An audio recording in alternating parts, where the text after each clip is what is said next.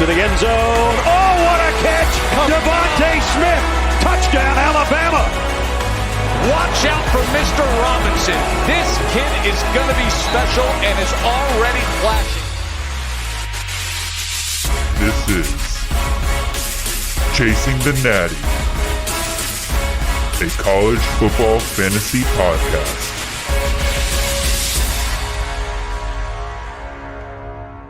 All right, everybody, welcome in. Xavier, you got here just in time, man. What y'all didn't see just now, but Xavier, I just see we got about 10 seconds left of the intro, and Xavier just bolts off camera, and I'm like, what are we going to do here? All right, I was really thirsty. I needed a water. No, fair enough. All right, guys, welcome in. Welcome to episode 7 of Chasing the Natty. Again, we're trying to make sure we get you guys as much content as we can now that we are both graduated. We have a bit more time on our hands. And so we are actually going to have 2 episodes coming out this week. This will be the first of 2 parts where we'll be running with our top 12 players at each position. And so today we are going to be covering quarterbacks and running backs. And we're also going to go over 2 pretty exciting announcements that we have lined up for you today. And then we're also going to line up some transfer news before we get started with all that. So, yeah. Xavier, welcome in. It's a beautiful day. You can tell outside your window right now. It's getting hot as hell down here in Georgia. So, yeah. So how are you doing today? Really good. Happy to be back. Been in the gym lately, so kind of get back in that routine of, being active. So I slept in a lot longer than I usually do, but we're up now. So there you go. Yeah, I've been trying to get onto a workout routine now that I'm outside of Capstone, outside of school and everything. I have a bit more time on my hands, and I figure I spend that. It's kind of like instead of a New Year's resolution, it's kind of like a graduation resolution where you're like, you know what? I have a bit more time now. Let me actually work out like I know I'm supposed to have. Yeah. So yeah, like I said, we're going to first get started with just some small transfer portal news, and then we'll get into the beef of this show, which will be covering our top 12 quarterbacks and running backs. But first, I'm going to make some pretty exciting announcements. The first announcement you see here, Chasing the Natty is offering its first ever product to be sold. And so this product will be the CFF 2021 ADP sheet. This sheet includes data from as many mock drafts as I've been able to get my hands on for this year, and it has combined them all into one sheet in which you will be able to see the average draft position of every player that has been drafted so far in a mock draft. So this will include quarterbacks, running backs, wide receivers, tight ends. It'll include, just recently with this newest mock draft, it'll include defenses, and going forward we'll also be including defenses. It is split up into 2 sheets. The first sheet is going to be kind of how your typical ADP sheet will work. You will see everything broken down by round. You will see what players are going in what round. So round 1, round 2, round 3. And then the second sheet where you're going to see a bit more of the data for each mock, but you're also going to see how the rankings are broken down by position. So you'll see which quarterback's going off the board first, which one's going off second, third, fourth, fifth, so on and so forth. I believe if I can look at the ADP sheet right now. So far on the ADP sheet, we have 64 quarterbacks that have been drafted so far. We have 111 running backs that have been drafted so far. We have 127 wide receivers that have been drafted so far. We have 26 tight ends that have been drafted so far, and 12 defenses that have been drafted so far. So you'll find data for all these different players, and this all this information is starting off at $30. And you might be saying to yourself, Jared, $30 seems like kind of a lot. Don't worry, I got you. We are offering a 50% off if you are able to provide us 2 things. 1, you need to provide us proof that you have followed us on Spotify and add us on Twitter. And then you also, in addition, or as well, if you can't do that, you can also just leave a review on Apple Podcasts. Again, send us a screenshot at cffjared@gmail.com. Just send an email there with screenshots of all of this. And then the other thing I need you to do is provide proof that you have subscribed to us on our YouTube channel. So again, I made that sound very confusing, so let me just try this again. I need two things from you. You need to provide proof that you're subscribed to our YouTube channel, so a screenshot of just showing that you're subscribed. And then you can do one of the following two options. You can either follow us on Spotify and add us on Twitter, screenshots of both of those. Or if you can't do that, you can just leave a review on Apple Podcasts and show us a screenshot you've done that. And you will get your 50% off. The ADP sheet will be $15 instead of $30. So I think that's a fantastic deal for a tool that is going to help you so much in your drafts. It is able to show you, even if you're high on somebody, how long you could possibly wait on that somebody in order to draft them if you want to try to get a better deal going down, who's going to be gone. If you're kind of thinking like between two players of like, oh, I want player A or player B, you can look at your ADP sheet and be like, okay, player B is not going to go on average for another 2 rounds, but player A is going to be gone if I don't take him now. So you know then to take player A. Again, I think it's a fantastic deal, invaluable information for you to have during your mock draft season. And so I absolutely think this is well worth your deal. Now, or one more thing with this is if you have mock drafts that you have done with your friends, or if you just have done that I've not been involved with and everything, I try to be as involved with as many mock drafts as I can be, but if I'm not involved with it, please send them to me. I want this ADP sheet to be as accurate as possible, and the only way to do that is to include as many mock drafts as we can. I want this to be well worth your money. So please, if you have mock drafts you have done with your friends or outside of Twitter or anything like that, send them to me. I will include them in the ADP sheet. Now, on that same vein, I have a second announcement of another program that we are going to start with this announcement, and that is Mock Draft Monday for CFF 2021. Fantrax thankfully has opened up CFF leagues for this upcoming year, and thus I want to take advantage of that. So every Sunday night at 8 p.m., I will be hosting a live draft on Fantrax. This will be typically a 16-round draft. You're probably going to see 2 quarterback, 2 running back, 3 wide receiver, 1 tight end, 1 flex, 1 DST, and 6 bench spots. That's what I did on this last mock draft. If you follow me on Twitter, that's the format I did in this last mock draft. It's probably going to be the format I'm moving forward with these mock drafts in order to build up this ADP, I think, as fast as we can. And then, yeah. So what'll happen is every Tuesday, I'm going to release on Twitter the link to this league. It'll be first come, first serve basis. If you sign up for this, please make sure you are available on Sunday night at 8 p.m. This will be a live draft, so it'll be 45 seconds per pick. It's not going to be a slow draft. Please make sure you are there in order to make your picks. Trying to think anything else here. Yeah, this should, usually these drafts, 16 rounds, 12 people, probably shouldn't take more than an hour and a half per draft.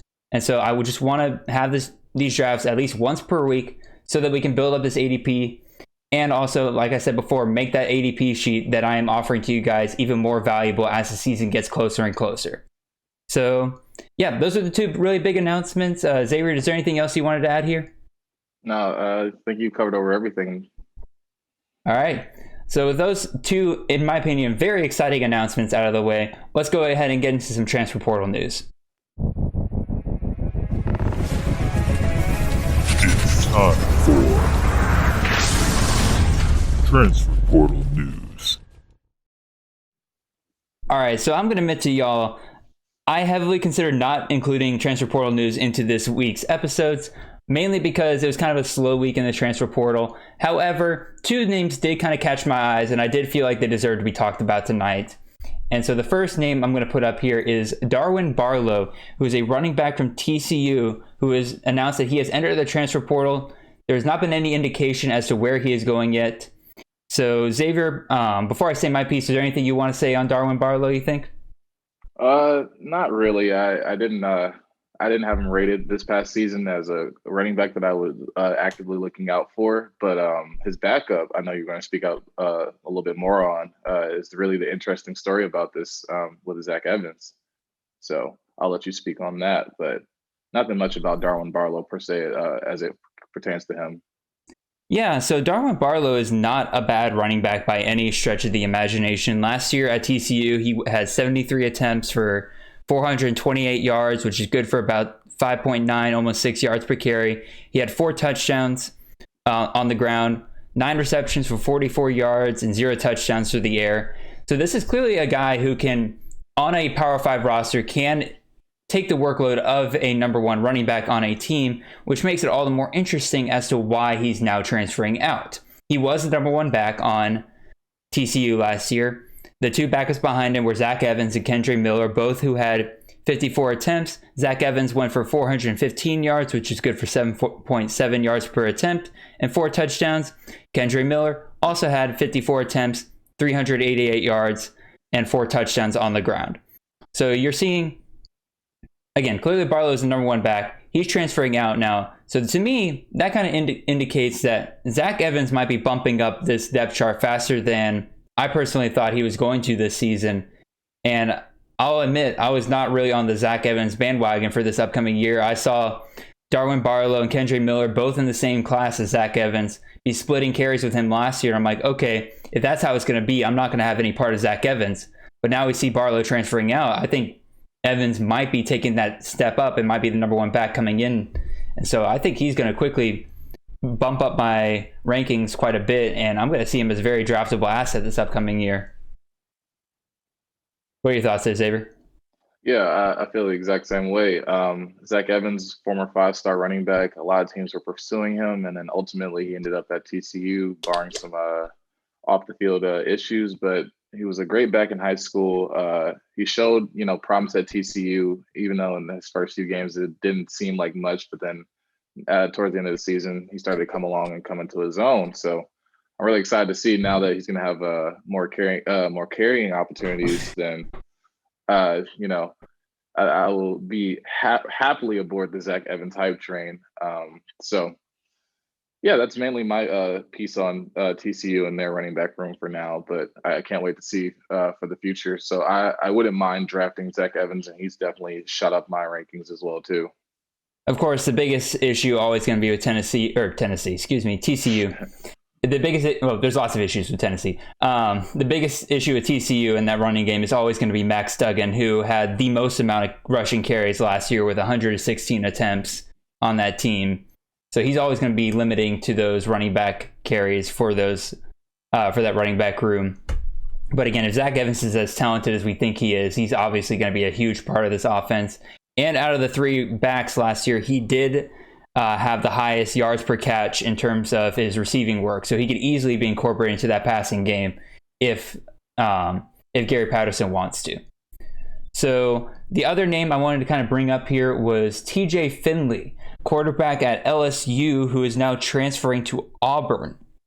So last year, TJ Finley did start a couple games for LSU. He went 80 for 140, which is good for a completion percentage of 57.1%. He had about 941 passing yards, about 5 touchdowns and 5 interceptions. And on the ground, he had 29 rushing attempts for 31 yards and 1 touchdown. So this to me was kind of an interesting transfer, in my opinion. I wasn't surprised that TJ Finley transferred out. Like, clearly Miles Brennan and Max Johnson were going to be the future at the LSU quarterback room. And TJ kind of read the writing on the wall and said, all right, I need to go my own place. And I was expecting him to go somewhere where he thought he could start. That's what seemed to be what he was indicating. But then he transfers to Auburn, where Bo Nix has been the entrenched starter for 2 years now. And I thought it was kind of interesting. So to me, the only thing is that makes this have any kind of sense is that he thinks that he can beat out Bo Nix for the starting job at Auburn. Now, granted, Bo Nix is not exactly the kind of guy that lights the world on fire in terms of his ability at Auburn, but also I feel like there was better places for TJ to go if he wanted to be that starting role. Xavier, what are your thoughts here? Yeah, I totally agree with you that I thought TJ would have gone somewhere, somewhere different. I know he was looking around at other Power 5 schools, and Auburn just wasn't one of those schools I had on the radar for a landing spot for him to go. I believe in TJ Finley. I think he's not by any stretch a bad quarterback. I think he just needs the right opportunity, and he's only, I believe we discussed this earlier, I think he's only just a sophomore. So if Bo Nix, there have been rumors that, hey, Bo Nix, could, have a breakout season this past season. There have been some hyperboles of him being the next, Joe Burrow going 1-1 in the NFL draft next year. I don't see that. I think that's just a joke in the community. But I mean, Bo Nix, very talented with his legs. He shows flashes, just not consistency. But TJ Finley, I think it's going to be a little bit more of a challenge for him to just take that starting job from a 2-year starter that's been there with the program that's been used to it. But with the new coaching regime, it does provide a little bit of opportunity for him to possibly take that role better than if it was just still Gus Malzahn. That's true. And also, like you mentioned earlier, TJ is only a sophomore. This is likely Bo Nix's, or not likely, but this is possibly Bo Nix's last year at Auburn. If he has a good enough season, I could see him going off to the NFL for some reason. And that gives TJ at least 2 years to kind of develop his own repertoire at Auburn. I can't think of any freshman QBs that have kind of come in that might challenge him for that starting role off the top of my head. So maybe this was more of like a future idea for TJ Finley rather than just starting right away. Yeah, hopefully. So yeah, that's our transfer portal news of the day. Again, not too much happening this past week. I don't even really have any honorable mentions really here to mention. So we'll go ahead and get into the meat of this episode, and we're going to go ahead and move on to our top 12 QBs of 2021 for CFF redraft leagues. Now, what's going to happen here is that Xavier and I each have our own top 12. We have some agreements and disagreements on where people are ranked, who deserves to be in the top 12 and everything. The main thing is we're going to start off with Xavier's number 1, and then we're going to move to whoever's the highest left on my board, because sometimes Xavier's number 1 is not my number 1, so we'll go Xavier's number 1, then my number 1. But if my number 1's the same one as Xavier's number 1, we'll go to my number 2. I hope that makes sense. I'm explaining this well. So we are going to start with Xavier's number 1 quarterback here. And Xavier, I found this very interesting. There seems to be a very huge consensus around who the number 1 quarterback is in CFF this upcoming year, but you went a different direction. I'm gonna need you to explain to me why Emory Jones out of Florida is your number 1 quarterback for CFF this upcoming year. Well, you see, if Kyle Trask can take that next step into a Florida offense, and Dan Mullen is the quarterback whispering God that we all know and love, then don't see you why actually not. Took this way seriously. All right, y'all. Nah, Emory Jones is not Xavier's number 1 quarterback. No, not by any. I know Xavier does not like Emory Jones for this upcoming year, and I just wanted to play a little joke on him. He took that in stride.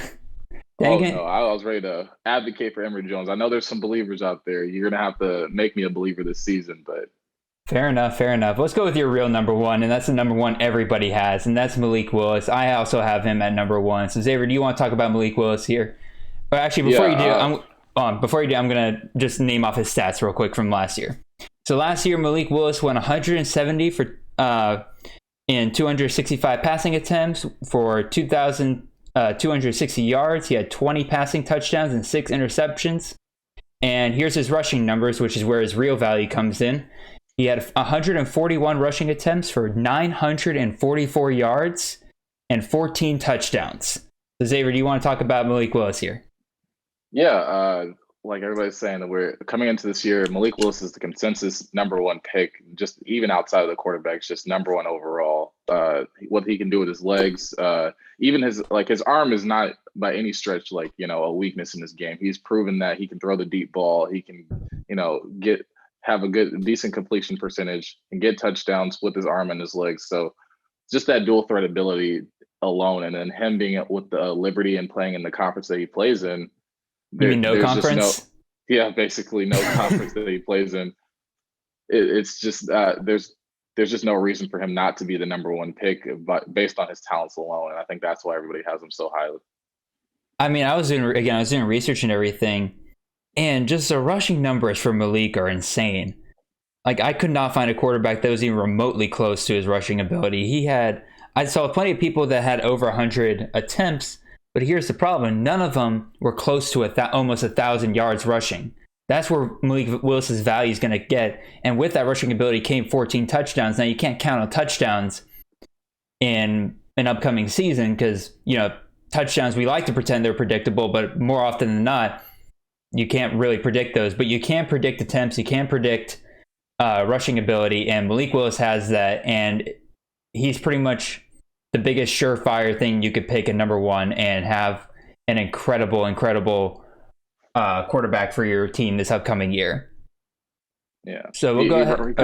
Yeah, it kind of reminds me of Jalen Hurts when he was at Oklahoma, just on a, it's a one-man show instead of, Jalen Hurts having all those weapons and also being Jalen Hurts and having the talent he has with his arm and his legs. But that's true. I've mentioned this in the past where, like, there's nothing worse than when you have a very talented QB, but then you play a team that has that QB's wide receivers or their running back that they pass to on them, and they siphon points away from you because the only way that they can get points, or the way they're getting points, is the same way you're getting points, and that's that QB. So, but with Malik Willis, you can't really do that because there's not like a clear number one wide receiver on that team so far, and their running back Joshua Mack's good, but he's not like Malik Willis is going to outrush him probably this year again. So again, Malik Willis is a one-man show. He's absolutely worth the fantasy hype this upcoming year. You have anything else before we move on, or? No, I'm ready to get to the number two. All right, let's get to the number two. So we're going to go with my number two, and it's the same number two that Xavier has, and that's Spencer Rattler. We both got Spencer Rattler at number two. So Spencer Rattler this past year had 214 completions out of 317 passing attempts. He had about 3,031 yards, 28 touchdowns, 7 interceptions. On the ground, he had 81 attempts for rushing, 160 yards rushing, and 6 touchdowns on the ground. So I consider Spencer Rattler at the number two, mostly because he is probably going to be on the number one offense this upcoming year. Oklahoma's offense, year after year, has proven to be a fantasy gold mine in terms of whoever's at that quarterback position, especially if they have any kind of rushing ability, which Spencer Rattler's not as good as Jalen Hurts or Kyler Murray in the rushing department, but he still has that ability to escape the pocket and create plays and thus provide you fantasy points there. I think he's going to be even better this year. This is his second year being the full-time starter. He's got plenty of weapons. He's got Marvin Mims. He's got Theo Weiss. A couple of guys transferred out, but even more talented freshmen kind of came in. Mario Williams. There's another one. Mike Woods. Yeah, I can't believe I forgot about Mike Woods coming in from Arkansas. That's a completely unfair addition to that wide receiver room, in my opinion. And this doesn't even touch on the running back room that they have there. They got Eric Gray in the back. I would say Eric Gray coming in from Tennessee as a receiving back is going to be incredible for them this year. Kennedy Brooks, while I'm fading him right now, I still think he's an incredibly talented running back, and he's going to be an absolute bruiser for them to use when they need him. And even behind them, they have Marcus Major, who's a great running back. And then they would have had Seth McGowan, but fortunately, he decided to make some very not smart decisions a couple months ago, and he is no longer with the team. But even still, it's Oklahoma. They're going to have plenty of guys in that backfield for them to find. So, yeah, Spencer Rattler, number two quarterback. Xavier, you have any more thoughts here? No, I think you've highlighted everything. I think Lincoln Riley, if anybody is going to be the quarterback whisperer, it's Lincoln Riley. He's proven time after time that if he's given the talent at QB, he can maximize the output at whatever QB that he's recruited. And I think Spencer Rattler is definitely that next guy in line. And then even behind him, freshman Caleb Williams looks impressive too. So the future for Oklahoma quarterbacks just looks bright almost every year. So I have no problems with putting Spencer Rattler at two based off, even though there are other quarterbacks this past season may have better completion percentage, touchdowns, and yards. I'm expecting a big leap for Spencer Rattler, given Oklahoma and, their projections for next season about their playoff aspirations and what they're planning on doing with the program. So, yeah. Yeah, I agree wholeheartedly, and I would not be surprised if Spencer Rattler leaves after this year. He is getting first-round buzz, which is honestly warranted in my opinion. But I would not be surprised if Caleb Williams is one of the top fantasy quarterbacks just expected for next year, because people are just expect this offense to be that good year after year. So we'll go ahead and move on to Xavier's number three, who is also my number three. And that's Matt Corral out of Ole Miss. Xavier, you want to take over here and talk about why you love Matt Corral at number three? Yeah, I like Matt Corral from the fantasy aspect. He throws a lot of yards. Last year, he completed 70.9% of his yards through for 3,337 yards and had 29 touchdowns. So by no stretch, Matt Corral is a very, very he is a fantasy gold mine at quarterback in terms of yards, the offense that they're running, and just the sheer amount of passes that he does. Like Ole Miss will have him throwing 30 to 50 attempts a game. I don't see I feel like that's a good range of Matt Corral for Matt Corral and Lane Kiffin. But from an NFL and a pure football guy, I don't like his turnovers, but I don't have to worry about that with fantasy because it's all about his production of what he does, offensively and in terms of the touchdowns and the yards that he's throwing. So I see no problem with him at 3. I think he's going to be fine, even though he is losing Elijah Moore this season, his number 1 receiver. They have a lot of guys returning and a lot of guys that are transferring in. You have Braylon Sanders, Ja'Cory Pearson, Mingo, Drummond. So, and you have Ely in the backfield as well too. So I think Ole Miss is going to be fine in terms of their offensive department. And yeah, I mean, you don't have to worry about their defense. Nobody's drafting their defense. So that's completely irrelevant to Matt Corral. So I'll let you, if you have anything more to say about Matt Corral, I'll give it to you, Jared. Yeah, one thing I'm surprised he didn't bring up, and honestly, this is a surprise. I just forgot how good he is at rushing. He had 112 attempts last year for 506 yards. Now, that's no Malik Willis, but for a rushing QB or for a QB that's already passing for 3,000 yards or over 300 times in the season already, the fact he's already getting that rushing ability as well and getting 4 touchdowns on the ground just shows he has that ability to pick up points in that department as well. This isn't just a pure passing guy. He absolutely deserves the number 3 spot in my opinion. The weapons he'll have to deal with next year are going to be incredible. I can't wait to see what he looks like with a year or 2 under Lane Kiffin. And I wouldn't be surprised if he and Ole Miss provide at least 1 or 2 upsets this upcoming season. I'm glad Georgia doesn't have to play them. That's all I'm saying. Yeah. So if that's all we have to say on Matt Corral, I guess we'll go ahead and move on to our number 4 guy. Oh yeah, this is where things get interesting. Not really, because we both have the same number 4. We're both Dustin Crum. Oh, really? Okay, there we go. So we're both Dustin Crum this upcoming year. Last year, Dustin Crum had a very limited sample size. He only played in 4 games, but in those 4 games, he passed 113 times for 83 completions, which is good for 73.5%. That's the highest completion percentage out of any of the top 12 QBs that any of us have. He passed for about 1,000 yards or 1,181 yards. He scored 12 touchdowns and only 2 interceptions. On the ground, he had 44 attempts for 240 yards and 4 touchdowns. What I should have done is let me do that. Let me do this real quick. So if I sat this out for 12 games rather than 4, that means Dustin Crum was on pace to get 3,543 passing yards, 36 touchdowns,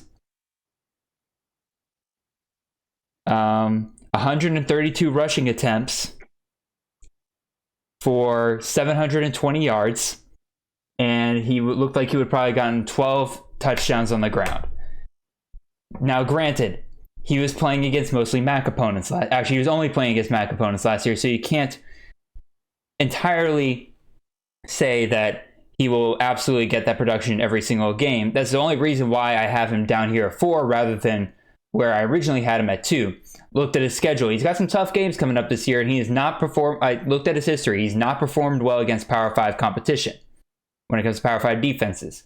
He has, this upcoming year, he plays Texas A&M week 1. I will not be starting Dustin Crum week 1 against Texas A&M. He plays Iowa, which Iowa is going to be a good defense for them to face. He's also playing Maryland, but I'm not scared of Maryland's defense. I probably would start him that week regardless. But those are 2 games in the first 3 weeks that I won't be able to use Dustin Crum. Now, after that, when he has a full max schedule, he's going to be incredible for you. He averaged 35 fantasy points per game last year on typical scoring standard formats. Dustin Crum is going to be fantastic when he's not playing a stronger competition, and I think he is absolutely going to be somebody you have to keep an eye on, even if he's not on your team, because somebody's going to draft him thinking that they're going to get a week 1 through 3 starter. They're going to get frustrated with him, and they will probably drop him. you got to keep an eye out for him if he gets dropped onto the waiver wire in your league and pick him up after those first 3 weeks, because he is going to be a monster from there on out. So Xavier, what are your thoughts here? Yeah, I like Dustin Crum as well for all the reasons that you listed out. I was a little bit wary of his schedule. Yeah, Texas A&M, obviously a great defense across all conferences, and for a MAC opponent, that will probably be the worst week 1 opponent for anybody this upcoming season. I am kind of concerned about the Iowa game as well. I am concerned a little bit more than Jared is about Maryland. I know Maryland, we don't view Maryland as a defensive program at all in the slightest, but Big Ten competition, I just think the talent that they have will probably still be able to maybe shake up Dustin Crum a little bit. And even with Buffalo, they're one, a decent MAC opponent. Even though he had a great game last season, Buffalo's still not a defense to scoff or a team to scoff at defensively in the MAC as well. So there's a few games out there that I could see Dustin Crum maybe not doing what you expect him to do, but for the rest of those games, yeah, I'm with Jared. I'm with you, Jared, all the way that he will probably have some very noteworthy games of 30 to 40 to 50 points, fantasy points per game. So. Crum is an upside pick. It's as simple as that. If you're in a best ball league, Dustin Crum should honestly be your QB2, because the weeks that he will get points, he's going to get a lot of points, and I'm talking about a lot of points.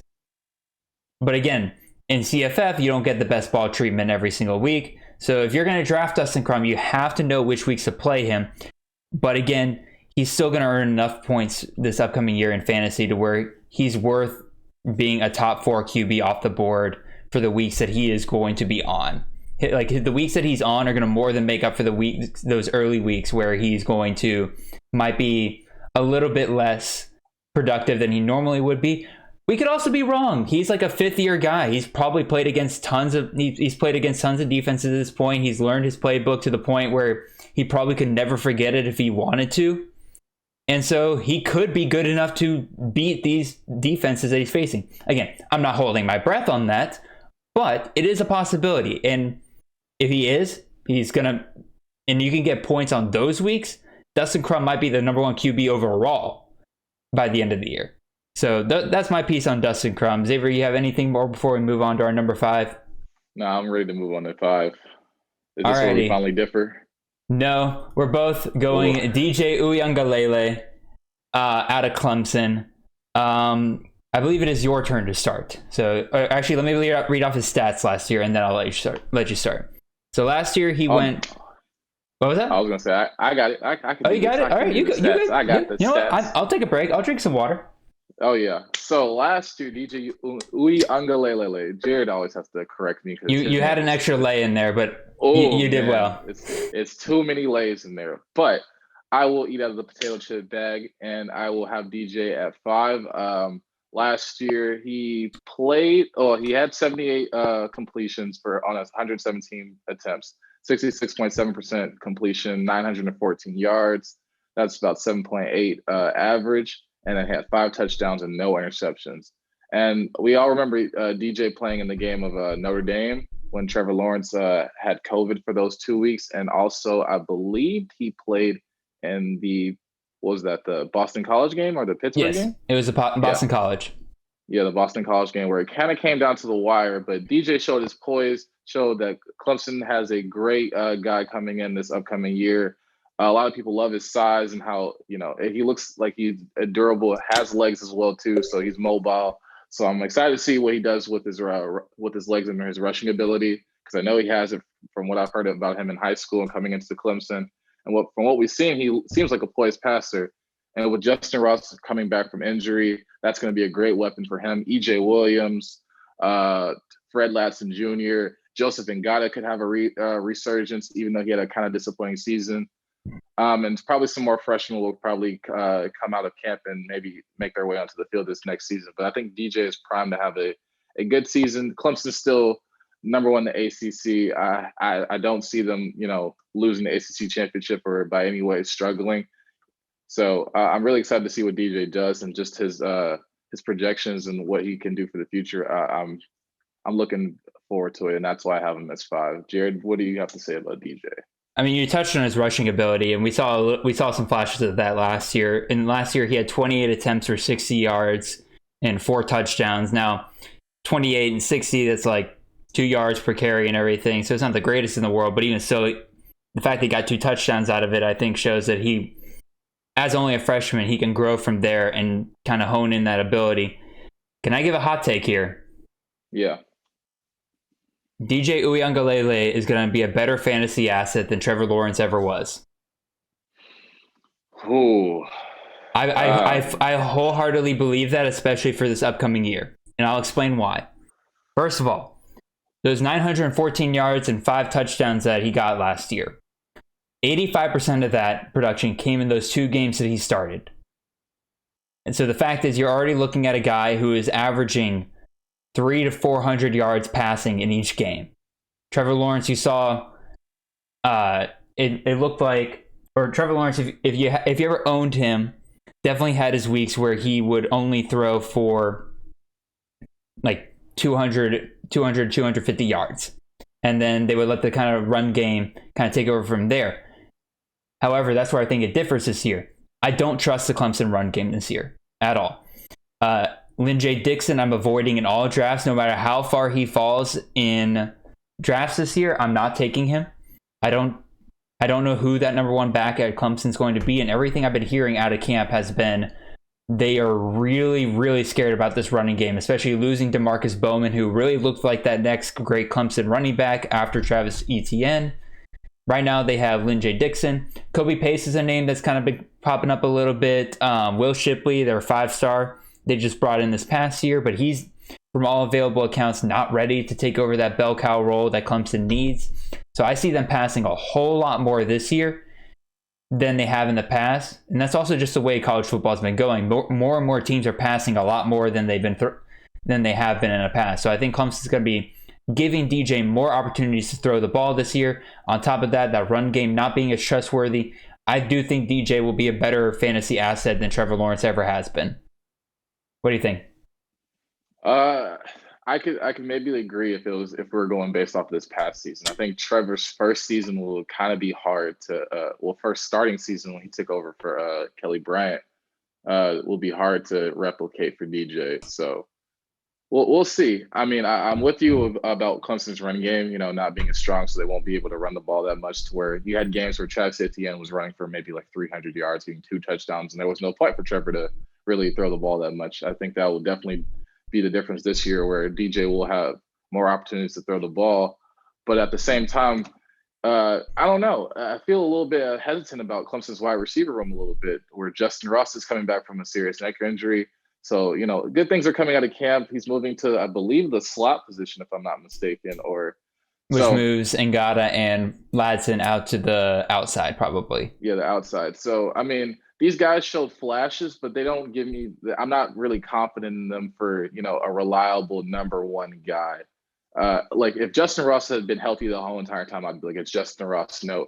Like, for what I saw his freshman year and I believe his sophomore year before he got injured, I was like, Justin Ross is going to be the next guy up. And if he shows me that coming off of injury, because, usually coming off injury, you have 2 type of players where they pick back up where they left off, or sometimes they struggle a little bit and it takes them time to come along, or there could be the third option where they're just never the same. Mm-hmm. So I need that consistent, guy to look forward to. Like, they had a freshman 5-star that's just been, making noise, doing a lot of things, which I think they had in the spring game, but he got injured. I forgot his name. I don't think he was a freshman.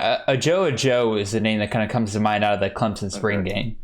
But there was another guy I was probably thinking of as well too. But yeah, Joe. So if DJ can find that consistent number 1 that can kind of help him out in those stressful situations, then I would probably be more with you. But right now, I don't see it just yet.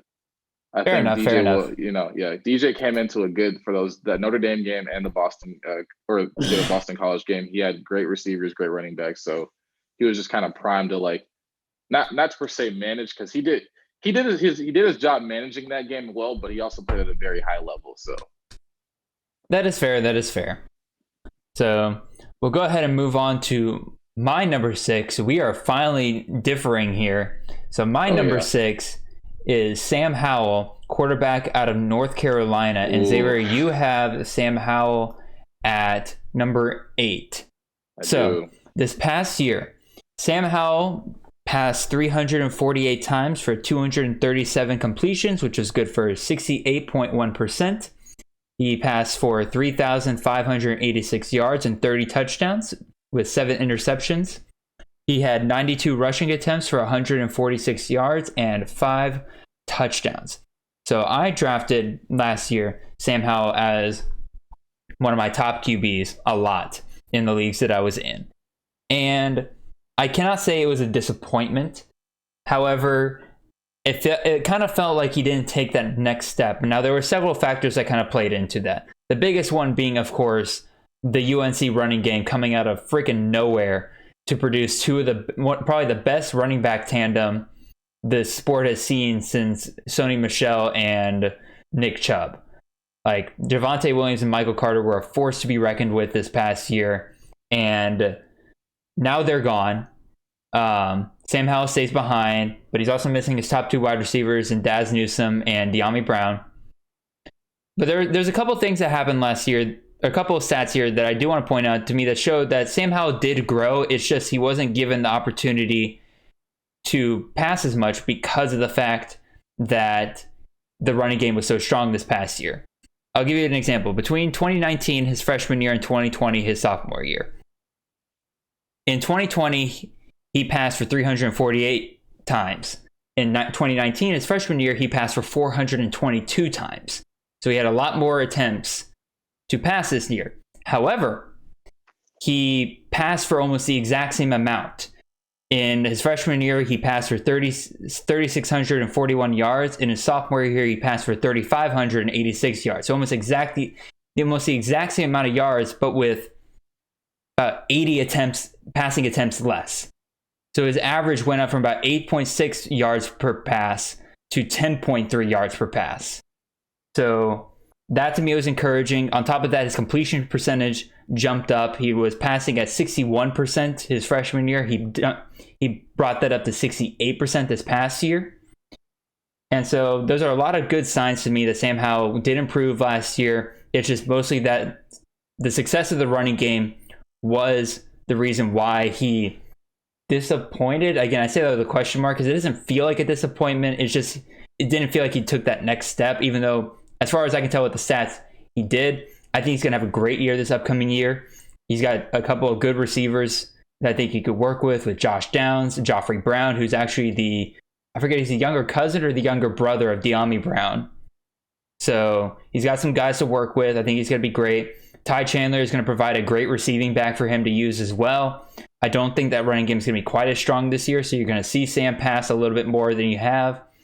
And yeah, Sam Howell's my number 6 QB. Xavier, he's your number 8, so I have to ask you, why do you hate Sam Howell? Oh, okay. Well, there's a lot of things. Now I'm just playing. I love Sam Howell as a quarterback, the talent. I love him a lot. I would have him if I was just ranking based off of talent, but for this upcoming year, I mean, I know you're still optimistic about the receivers and losing one of the 2 best running back tandems and more opportunities to throw, but I'm not just sold on that receiver room yet. I understand that Sam Howell has a talent to throw, make the right throws, but I need to have confidence in the receivers to make the catch. And Josh Downs has proven that to me in the Texas A&M game and games before where he showed flashes, but that's just one guy. Compared to last season, even though Daz Newsome didn't show up until late, when he showed up and did well. Then you had De'Ami Brown, which was another great guy that Sam Howell had. So you're losing all these weapons. Michael Carter, great receiving back out of the backfield as well, too. So, and then Ty Chandler coming from Tennessee, a lot of people are expecting him to do well. I expect him to do well, too, because I saw what he was doing behind Eric Gray, and I was like, I see the talent there, but I need to see it with a better sample size. So that's why I had to knock Sam down just a little bit. The other 2 guys, I believe, I won't give them away, but the other 2 guys, I was just like, their situations and what I've seen, basically what I've seen in the situation that they're in, I had to put above Sam Howell. All righty, speaking of which, we'll go ahead and move on to your number 6. We're going to try to pick up the pace here just a little bit. You have Dylan Gabriel at number 6. I have Dylan Gabriel at number 9. So I'll let you go ahead and speak on Dylan Gabriel here, and then I'll say my piece. Yeah, Dylan Gabriel, Dylan Gabriel is such a great quarterback. The man led the nation in touchdowns this past year, I believe, and he did that with having a great wide receiver room with Marlon Williams, Jalen Robinson, O'Keefe, got Trey Nixon, even though he didn't show up at times and then was injured and then came back. But the man is really, really good for UCF, and with Gus Malzahn coming there, I know me and Jared, we've talked about this previously. Gus Malzahn usually thrives with quarterbacks that have already established themselves instead of starting from square one. So I like Dylan Gabriel a lot. If I just take a look at his stats real quick, I know that he did. Oh man, I know he had a lot of yards, especially from Marlon Williams. He had 3,500 yards and 32 touchdowns with only 4 interceptions. That's only even though his completion percentage was in the 60s, and there's other guys that are higher, 60% is nothing to scoff at. And 32 touchdowns with only 4 interceptions says a lot. The man throws for almost over 200 yards a game. There's even the game that he had against Memphis this past season where he threw for 600 yards, which if you're not thinking, there's only a few other quarterbacks this past season that have done something like that. And I think KJ Costello did that for that one game where people thought he was going to be the next guy, and then he just ended up wasn't. But Dylan Gabriel shows that consistency of what he can do with his arm. And I had to put him up there based off of what I've seen in the past. Even though his head coach is moving on, I don't see his production dropping at all. And with the loss of Marlon Williams, it is sad, but he still has a lot of good receivers, and a lot of people are really high on Jalen Robinson as well. So I don't see no reason why you don't have him at 6. Yeah, so my kind of rebuttal to Dylan Gabriel, and I love Dylan Gabriel. I had him on a lot of fantasy teams this past year. And in my initial rankings after the year, I almost put him at number 1 for this next upcoming year, but things have kind of changed since then, namely the fact that Gus Malzahn is now the head coach of UCF. And I agree with you 100% that when Malzahn is given a quarterback who has already been developed for him, he usually does really well with that quarterback. But here's the problem, is that Gus Malzahn likes to run the ball a heck of a lot more than Josh Heupel did at UCF. So I do believe that not only are you going to see Dylan Gabriel get less passing attempts this year, but not only that, you're going to see a running game that's going to grow under Gus Malzahn, but also it's going to be such a tandem of running backs. You got a bunch of good ones there. You got Bentavious Thompson, you got Mark Anthony Richards, who are going to probably be splitting a ton of carries and everything. I don't know. I've never trusted Gus Malzahn's offenses for fantasy purposes, and I'm afraid that's going to leak into Dylan Gabriel's game this upcoming year just a little bit. Again, I still have Dylan Gabriel top 10 fantasy quarterback for this upcoming year. I expect him to be fantastic still because he's just that talented, and he has a ton of great receivers to work with. But at the end of the day, I had to knock him just a little bit down into the bottom half of the top 10, and I think that's kind of where he belongs. I'll rebut to the running back comment you made, because Bentavious Thompson, while he is primed to be the next guy up, and the other back that you named, I just don't see them as the backs that Gus Malzahn can put his faith in to carry this UCF team to where he. But that's the thing. That's the thing with Gus Malzahn. Gus Malzahn will find one running back that on his team, doesn't matter how talented they are, he'll take one running back and run them into the freaking ground, and they'll be they'll get it doesn't, like I said, it doesn't matter how talented that running back is. If he hands that ball off to that running back 20, 30 times a game, and he's just throwing them at the line of scrimmage every single time, that's what he's going to do, regardless of how talented his QB might be behind him. And I think he's going to do that with both Mark Anthony Richards and Bentavious Thompson this upcoming year. And I think he's going to want to run the ball a heck of a lot more than UCF's been used to in the past. I don't know. That's just my 2 cents. Yeah, I think a lot of coaches are realizing that the landscape of college football is changing, and maybe running the ball to establishing the run game, while it did work in theory for some times, and it still works today, if you have those prolific guys, but it's becoming more of a passer friendly league, and that you're seeing that translate over to the NFL, to where you're gonna have to be able to do a little bit of both. So hopefully, I have faith that Gus Malzahn has had that realization playing the SEC so long and seeing other Hopefully. programs develop. So, but yeah, we'll move on to our next guys. I believe it's my turn for the seventh QB. That I had on my No, rankings. you just did Dylan Gabriel, I did so it's Gabriel. it's So now it's your my turn. number 7 guy, and that's going to be okay. Desmond Ridder, quarterback out of the University of Cincinnati. You have Desmond Ridder down at number 10. 10. Yeah. I'll admit this is one of the rankings where I'm a little bit hesitant on where I have him. I'll be honest. It's where he ended up, so I'll stick with it. But it's kind of one of those where I'm like, the more and more I kind of think about it, I'm like, am I really sold on this? This past year, Desmond Ridder threw 281 times, 186 completions. He threw for 2,296 yards for 19 touchdowns, so nothing super stellar. However, his value comes in his rushing ability. He had 98 rushing attempts for 592 yards and 12 touchdowns. So effectively, he is Malik Willis light. You're getting both passing and rushing ability out of him, and he knows how to find the end zone when he is going to rush. So I like Desmond Ridder a lot. He gave Georgia all he could handle last year. He's clearly a very talented quarterback, in my opinion. And yeah, again, that's pretty much where it's at. He's Malik Willis light. I think he's absolutely worth kind of centering your team as a rushing quarterback with your first overall pick.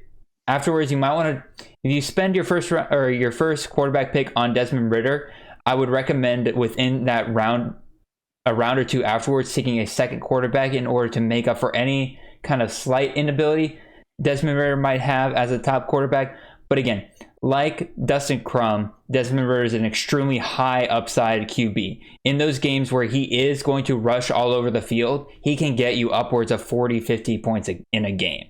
He absolutely has that ability, and I do think in a best ball league, Desmond Ridder is worth all the picks that you can throw at him.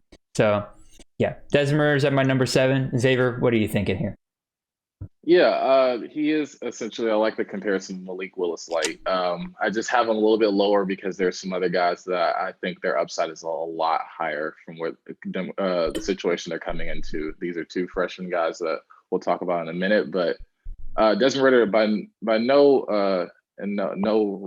reason, he's not a bad quarterback. He is a great top 10 quarterback candidate. Value comes in his legs. I like my quarterback that can do a little bit of both.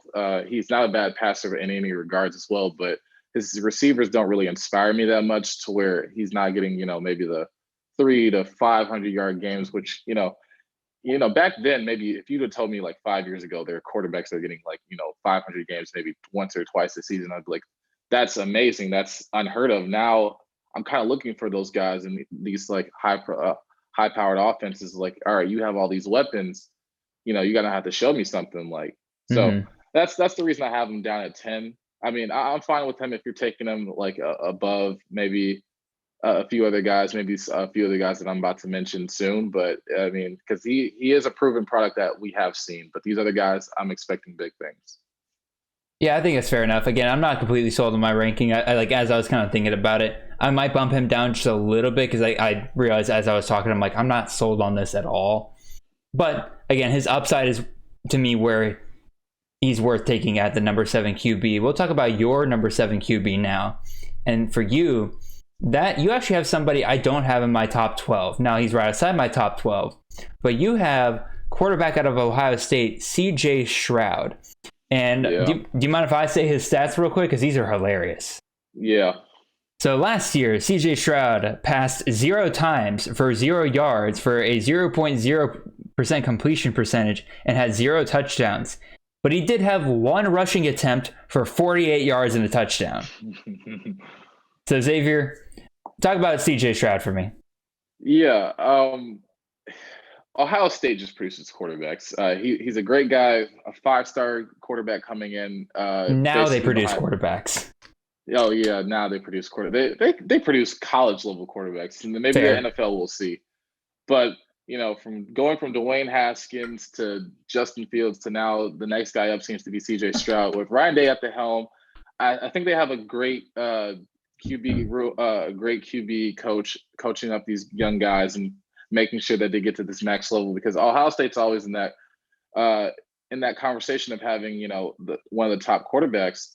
And CJ Stroud, if we're looking at his situation right now, you have two maybe top 20, two top 20 wide receivers this upcoming year. Dude, I say two top almost 5, dude. Like that. Yeah, it's. I know a lot of people had to put a decent range in there because I know there's people that may have some guys higher than others, and Chris Olave and Garrett Wilson, they kind of get bumped down in that second round range. But those are two really good wide receivers that are like back to back. Really you're talking about fantasy wise. I thought you were talking about talent wise. I'm like talent wise, that might be two top 5. Top 5. That is a top. Then you have a lot of freshman wide receivers that are 5 stars just coming from everywhere. You have Marvin Harrison Jr. I will repeat that again. Marvin Harrison had his son, and he's at Ohio State. Then you also have, I believe, it's not Mario. Is it Mario Williams? Emeka Egbuka? Emeka. Mario Williams is the guy at Oklahoma. And then he has Jackson Smith and Jigba, and you just have all this talent around you to where it would take a lot for him to not live up to his name and fail. And I'm like, I'm not expecting like Justin Fields' first season of 50 touchdowns and almost like over 3,000 yards. But if I can get something close to that, I think, it's possible that he can do that considering that the weapons that he has and the ability to do it with his legs. So CJ Stroud, I like the upside. I really like the upside. And I think it's more than likely it's going to happen that he will be that guy at Ohio State and will be able to produce at a high level. I agree with everything you said. The only reason why CJ Stroud is outside of my top 12 right now is the fact that he hasn't been officially named the starter at Ohio State. As soon as that happens, he's probably going to bump up here into my top 12. The spring game showed to me that he's extremely talented. He knows how to work with the receivers, that broken wide receiver room that Ohio State has. He knows how to work with it. And I think he's going to have a fantastic year for this upcoming year. He clearly has the rushing ability, as his one carry from last year showed. I think he's going to be incredible for this upcoming year. I have him already. I have him at QB 13 right now. And so, yeah, as soon as he gets that designation of he is the number 1 guy, he's absolutely in my top 12. Let's see, if playing a little thought exercise here. He would probably be number 7. He would be right behind Sam Howell, in my opinion. So yeah, I'm in the same kind of. That's what I was thinking. Yeah, I think you're kind of ranking him in the assumption that he already has that starting job. Am I correct in that? Okay. Yeah, absolutely. I think that's fair. So we'll go ahead and move on to my next highest ranked guy, and that's quarterback out of Alabama, Bryce Young. Xavier, you have Bryce Young rated as your number 9 quarterback. So we're right in the same range as each other. Yeah. Last year's stats are not anything to be blown away by. He had 22 passing attempts, 13 completions, 156 yards, 1 touchdown. He rushed 9 times for negative 23 yards. So not the most surprising thing in the world, or not the most inspirational thing in the world. However, we have to remember this was the number 1 overall recruit coming out of high school. This dude clearly has the pedigree behind him to take over college football at any moment. And I know a lot of people were talking about him and Mac Jones last year already because they looked at Mac Jones and they were just like, Mac Jones, he's like a 3-star guy. Bryce Young will take over for him. That didn't happen, and I think that's kind of pushing people's opinion of Bryce Young down. But I don't think that's necessarily fair. Mac Jones had been there for at least 3-4 years, learned the playbook and everything, knew how to work with the receivers. Clearly, he had almost a Heisman caliber season last year. If it weren't for the fact that one of his receivers got a lot of those touchdowns and receptions, Mac Jones was probably looking like he'd be the Heisman winner last year. So I don't think it's entirely fair to say that, Bryce Young didn't beat out Mac Jones last year. Mac Jones was a first-round quarterback, let's not forget. Whether he deserved to be or not is up to everybody else, but he is a first-round quarterback.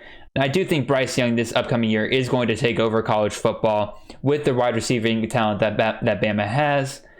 Let's not forget the last quarterback that was number 1 overall before Bryce Young was the now quarterback of the Jacksonville Jaguars, Trevor Lawrence, number 1 overall pick. And if he can live up even close to the talent that Trevor Lawrence has, he's going to be a great asset in fantasy, a great just overall talent for college football. So that's why I have him at number 8. Yeah, what are your thoughts, Xavier? Yeah, my thoughts are I have similar thoughts. I may have a few reservations like a few other people, like not maybe because of the reason that Mac Jones continued to start for the rest of the season, because obviously I like players, and I think Nick Saban also realized I like players that are more familiar with the offense and knows them. And Nick Saban doesn't recruit, too many bad players. So Mac Jones obviously showed him some things that, he could use in the offense, and Sarkisian had a great time with that and played to his strengths. Now, this will be very interesting this upcoming season with Bill O'Brien being, I believe, is he offensive or defensive coordinator? I forgot. Offensive. He's offensive coordinator. So we'll see how Bill O'Brien looks. Saban, I never doubt a Saban hire, even though I really don't like Bill O'Brien as a coach at all. But we'll see how that works. He has a lot of receivers to work with, a lot of freshman guys coming in. I would have probably put him a little bit higher, say if he had, a Devontae Smith or a Jalen Waddle coming back, but we don't have that. We have, John Mechie III is presumably, I think everybody has the consensus that he's going to be that number one guy, but John Mechie doesn't strike me as like, it's not a knock on John Mechie because he is a great receiver, obviously top 10, but doesn't strike me as that prolific, Jalen Waddle or Devontae Smith type of guy. It's not, or Jerry Jeudy or Henry Ruggs. Like he's not like the speedster. He's not like the greatest route runner in the world, but he is a great receiver. But it's just Bryce Young is coming in and building up with this Alabama offense as well. So they're all kind of on the same level in terms of talent wise and experience. Maybe Bryce Young a little bit less, but I think I won't doubt an Alabama quarterback, especially with these past few quarterback cycles that they've gone through with Jalen Hurts, Tua, Mac, and now Bryce Young being a number one quarterback in his high school class. I don't see him being a failure in college football. So that's why I had him at 9. Maybe not that high. I wasn't ready to put him above Sam Howell. Also, he's playing in the SEC as well. So SEC defense does play a little factor into it. He will be going against Texas A&M. I think he'll still be fine against them. Saban, it all comes down to what, I trust Saban, what his game plan is in terms of getting his team to get wins. And I think Bryce Young is a part of that. No, fair enough. All right, so we'll go ahead and move on to your number 11. Also my number 11, believe it or not. That's Carson Strong, quarterback out of Nevada. So Xavier, you want to give some stats and information about Mr. Strong here? Well, I'll start off by saying that Carson Strong is his talent comes in his arm. It's not mainly his legs. Not at all. It's not mainly his legs. He had over 32 touchdowns this past season, 4 interceptions. So it was very close to Dylan Gabriel type numbers. It's just that he's not that much of a rusher. But this past season, he threw for over 413 attempts and had 248 completions for a 60% completion rate, and threw for 3,500 yards, which was maybe 100 yards less than he had the previous season, but he threw more touchdowns. So, oh wait, I am looking at the wrong stats. I was about to say, I'm looking at my stats. I'm like, I don't know about this, Xavier.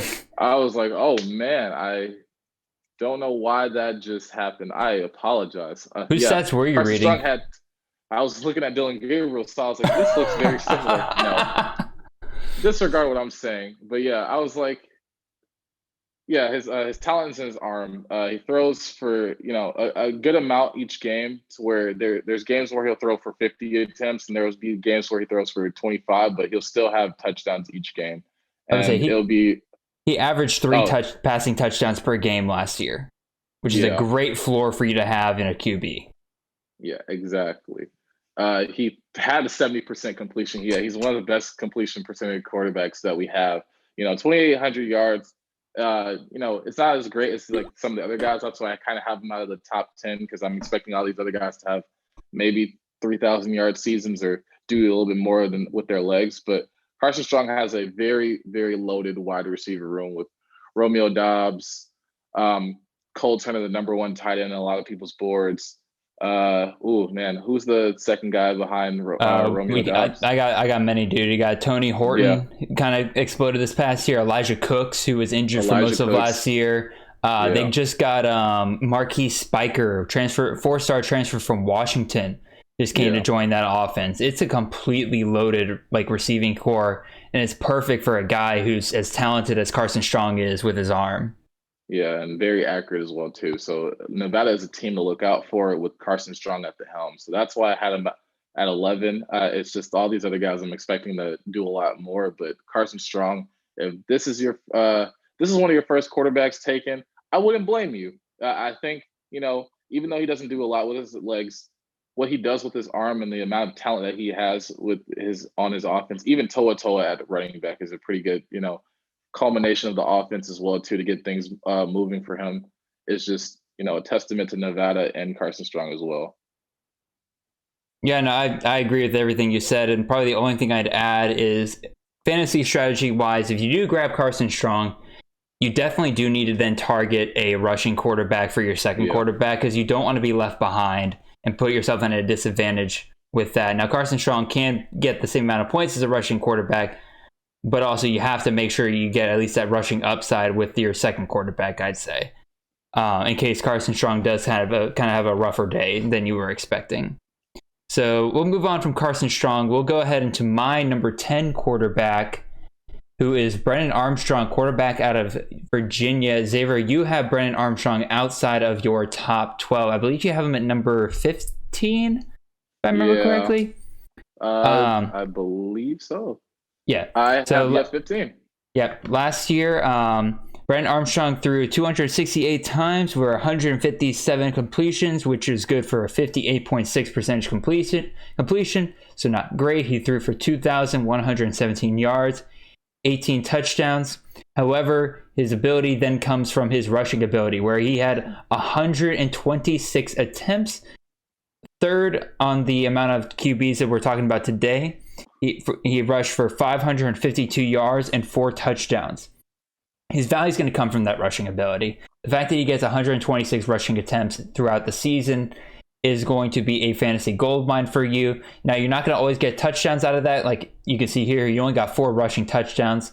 But if you can at least get those attempts, he could score on any play. He's very talented with his legs. He kind of reminds me, I'd say he's like a downgrade a little bit from Bryce Perkins, if you remember him from UAV from a couple years ago.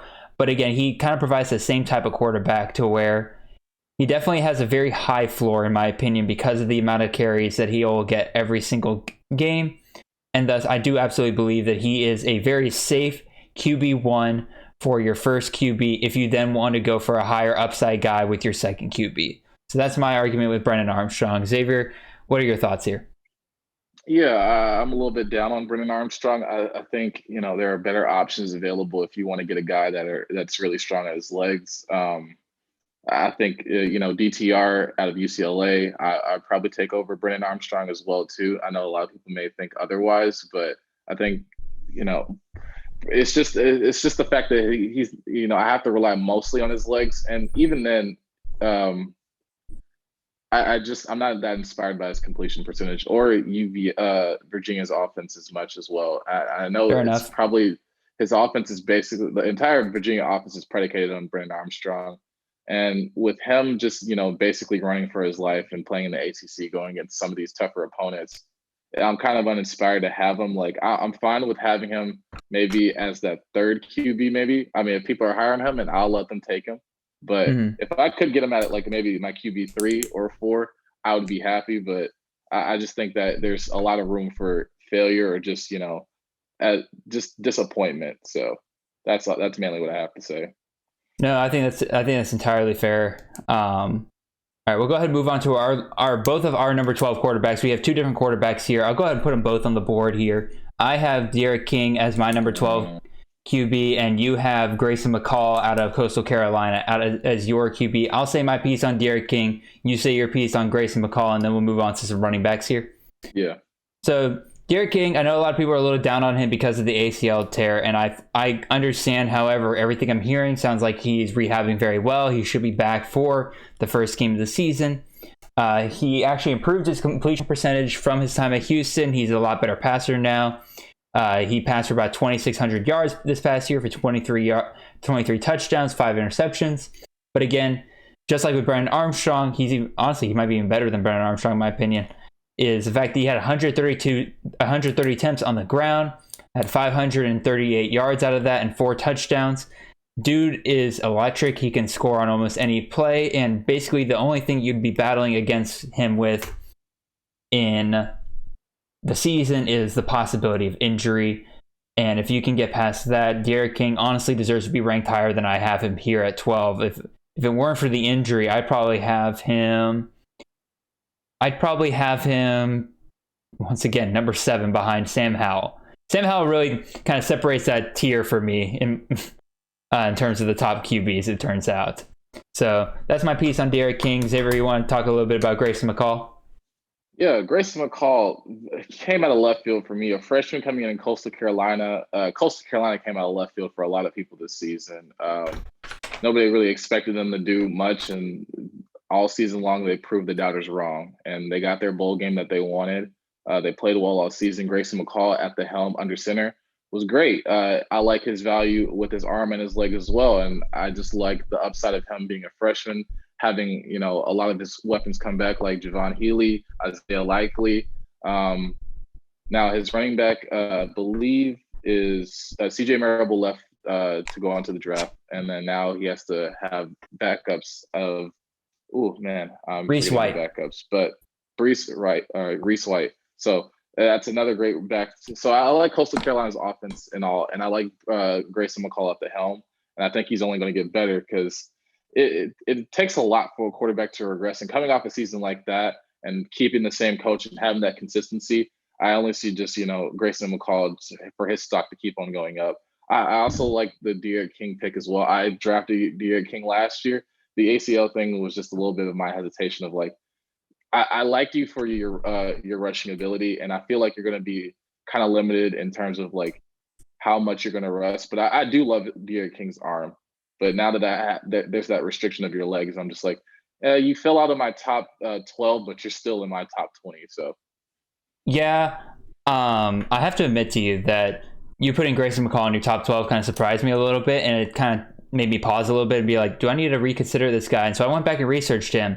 And I originally had McCall rated as my 17th quarterback for this upcoming year. However, when you got me to look again, I believe I now have him as my QB 14. I believe he is now. Ooh, I ranked him. I moved him up a little bit, mostly because I was just like, oh, there's no way that Coastal Carolina is going to have the success that they had this past year. Then I looked at their schedule. Their schedule is so good for Coastal Carolina. Oh, yeah.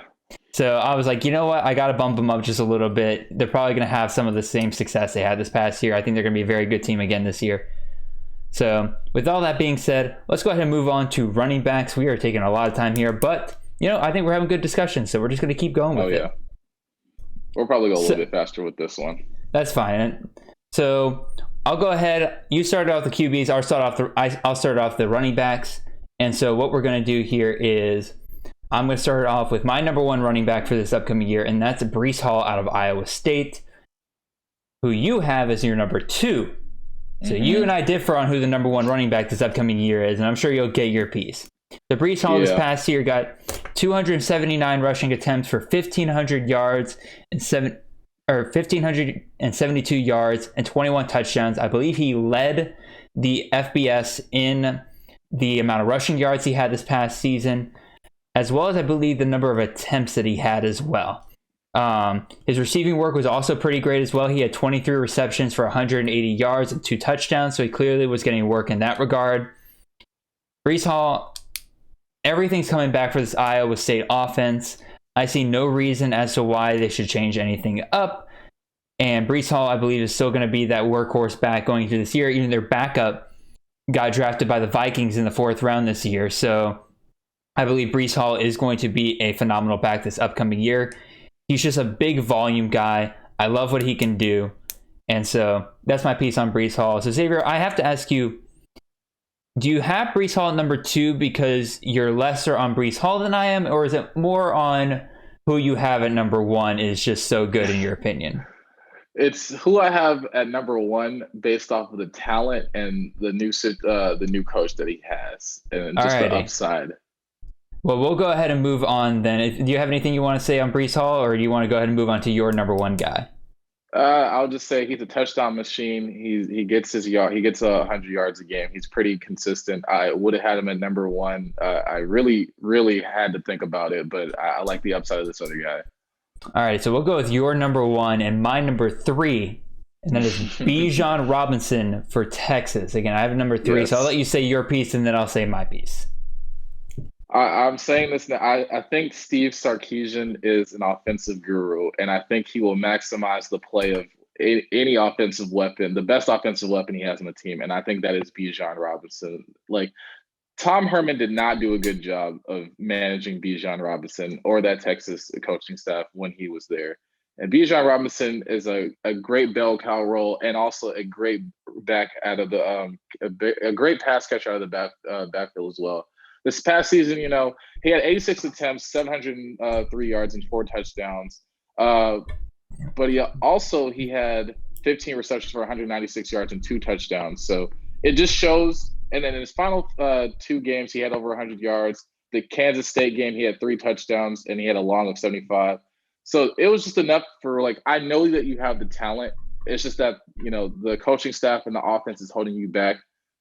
And when they finally made that decision to fire Tom Herman and they got Steve Sarkisian, and what I saw him do with Alabama's offense and what Najee Harris did, I was like, I think Bijan can have that sort of success as well. I'm not saying he is Najee Harris, but I think their talent level in terms of rushing and catching out of the backfield is pretty similar. And I think it will maximize, maybe not as many touchdowns as Breece Hall, but I think a lot more yards, just all-purpose yards. Bijan will be the leader of the nation. Yeah, to be clear, I love Bijan Robinson. I have him at number 3. No, I love Bijan Robinson. I think he's clearly going to have huge upside this upcoming year, and I'm the guy who's all about who I can get high floors on. I'm not really much of the upside guy usually when I draft and everything, but I can ignore the upside that Bijan Robinson can bring this upcoming year. That's why I have him at number 3. However, I couldn't put him over my 1 and 2, mainly because I just haven't seen him become that bell cow yet, and I haven't seen him go through an entire season of wear and tear that will happen to him when he is getting the amount of carries that you will expect him to get as that main running back. I need to see whether or not he continues that production throughout the year, or if he possibly is a guy that's injury prone, or if he's a guy that could be losing production as the year goes on because he's just been beaten up so much throughout the year. Again, that's not a huge problem because, again, I clearly still have him at number 3, but I also don't know what the volume's going to look like yet. He had 86 rushes this past year. Now, again, he was a freshman. He was slowly getting to the system and everything, but I don't know what that full year is going to look like. Meanwhile, I have a guy like Breece Hall who I know is probably going to get around 280 carries for this season like he did last year. And we'll talk about my number 2 guy here in a second, whose volume this past year was absolutely insane. And if they continue that at all, if he's even close to the upside, he might even be better than Breece Hall in terms of just a pure fantasy asset. So if you're said your piece on Bijan, I want to talk about this next guy. All right, you're nodding your head at me. We'll move on. So I'm going to move on to my number 2 guy, and that's Mohamed Ibrahim out of Minnesota. I drafted him in our latest mock draft, and I drafted him. I knew he was one of the top backs and everything. I knew he was one of my top backs, but then I went back and I wanted to check something. Mohamed Ibrahim rushed for 202 times this past year for about 1,000 yards, or 1,076 yards, 15 touchdowns. And I'm like, that's a crazy number for a regular season. But then I remembered he only played 7 games this past year. And then I did some math. Mohamed Ibrahim, if he played 12 games this past year, was on pace to have 345 carries. You want to talk about volume? This man is it. This man is the definition of the highest floor you could possibly get. And again, that 15 touchdowns is insane. Had he played a full season, let's see, that would have been 26 touchdowns for the year, which would have been great. But even still, 345 carries, that's an instant RB1 right there. if not a top 4 running back immediately. So to me, this dude is almost a can't miss prospect. Regardless of whether or not he gets the touchdowns or not, he's going to get you over 100 yards a game, if not 150 yards, just based on the number of carries he's getting per game. Dude is absolutely insane, and I think he's absolutely worth the high draft pick. I would draft him over Bijan just because you want to talk about high upside with Bijan. Muhammad Ibrahim is the highest 4 you could possibly get, and his upside can even just grow from there. So that's my piece on Mo Ibrahim. So Xavier, what are your thoughts here? Yeah, I love Muhammad Ibrahim. I'm with you. I was like, when I found out he played 7 games and still had the season that he had, I contemplated this. The top 3 is hard because you can go either way, and I don't see you being, having regrets. You're gonna have success either way. But I like my backs. As we've done this fantasy thing for a few years now, I like my backs to be a little bit more, versatile in what they do. And Muhammad Ibrahim even though he is a pure rusher and pure rusher. Now he doesn't get that many. He doesn't catch out of the backfield as a high rate. If I'm not mistaken, I'm looking at it now. He had 8 receptions for 56 yards last year. 8 receptions for 56 yards. And that's not saying that he can't do it, but it's mostly what the playbook has him doing is just running and then taking those carries. So that's why I had him knocked down at 3, because I like the upside of the other 2 guys of what they can do with their versatility. But if Muhammad Ibrahim falls to me and the other 2 guys are gone, or if I just decide one day, you know what, from what I've seen last season over those 7 game sample size, and if I extrapolate to what a full season would look like from Muhammad Ibrahim, I would still, like I said, I would have no regrets of drafting him, and I would be very happy with the pick. Yeah, no, and the other thing to me with Muhammad Ibrahim, even though he's a pure rusher, it seems like he's game script proof. Minnesota was behind a lot last year. Like, they were not a good team in terms of being out in the lead. They were constantly behind in games, but they still handed the ball off to Muhammad Ibrahim. Usually you see teams like go to the pass a little bit more in those scenarios and everything, but again, they just kept handing it off to this guy, and they kept getting and he would go and he would get them points. It worked. So I think he's an extremely talented back in that regard. And again, to me, he's almost a can't miss prospect. Again, I agree with you 100%. These top 3 are in a tier of their own. These top 3 running backs are almost just complete can't miss prospects. If they fall to you in the first round of the draft, you have to take them over any quarterback, over any wide receiver. These 3 will anchor your team down this entire upcoming year. So, with that being said, I believe I just finished up with Mo Ibrahim, so now it's your turn, Xavier. You have a back at number 4 that I actually have down at my running back 10. Ooh. We kind of differ big on this one, but you have Tank Bigsby as your number 4 running back for this upcoming year. I have Tank Bigsby as my running back 10, so big difference here, but I'll let you say your piece and then I'll say mine. Yeah, I'll say this. Auburn there's nothing left at Auburn. Seth Williams, Anthony Schwartz are gone. Bo Nix is not the greatest, quarterback in the world. And Tank Bigsby is that one constant of, you can rely on the run game, and Tank Bigsby will do his job. He had an he didn't start off with an impressive freshman season. Well, I saw it in him when I drafted him in our draft last year, but then it was maybe about 7 games in, I was like, maybe he's not producing the way I thought. Then I dropped him, and then you picked him up. Yeah, I did. And I was brought, and I was like, I saw it in him. I just didn't. I had paper hands, as those people on r/Wall Street, or those stockholders and stock traders. But Tank Bigsby is going to the moon. But the amount of production he's about to receive this season, because I do not have faith in Auburn's pass game. Elijah Canyon is probably the only one of any concern of me taking away any type of production from Tank Bigsby, and that's not even going to be by that much. I expect Tank to be one of the best backs in the nation, and I like the upside there.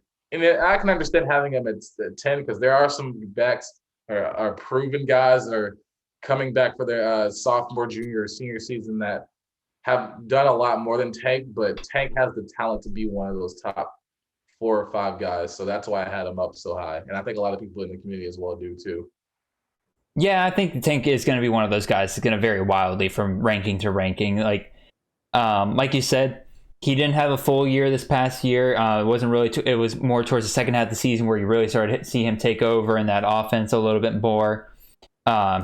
One thing that Tank Bigsby does have that a lot of these other guys don't have is the fact that he's involved in the return game, so you're likely to get some points off of that if he ever scores a touchdown. I like Tank a lot. I wanted him at Georgia. I know we were recruiting him hard. Unfortunately, we kind of made a mistake on that end. We went after Zach Evans instead of him. He went off to Auburn, and then we didn't even get Zach Evans, so it was kind of a mess up for there. And clearly, we're missing out. Like, again, dude's very electric, very physical back. I love to watch him play. He's got great hands in the receiving game.